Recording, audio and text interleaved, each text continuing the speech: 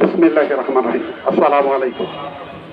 প্রিয় উপস্থিত মুসল্লি ভাইয়েরা, আমি এমনি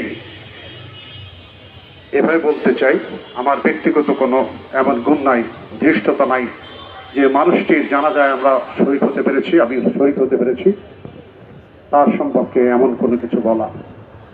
তবে আমি অত্যন্ত আনন্দিত যে এতগুলি মানুষ যেখানে উপস্থিত হয়েছেন, আল্লাহর পছন্দের মানুষগুলার, যে মানুষটি আমাদের কাছ থেকে বিদায় নিয়েছে। আমি দীর্ঘদিন ওনার সঙ্গে একাধিক মাদ্রাসার পরিচালনা পরিষদের সদস্য হিসেবে থাকতে পেরেছি।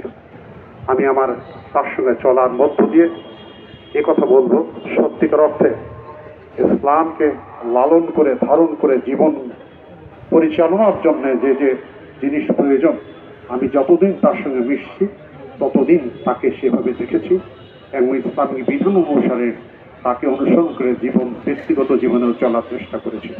আমি সৌভাগ্যবান সেই মানুষটির এই জানাজায় উপস্থিত পড়ে এবং কিছু কথা বলার সুযোগ পেয়েছি। আমি আল্লাহ রাব্বুল আলামিনের কাছে দোয়া করি, আল্লাহ যেন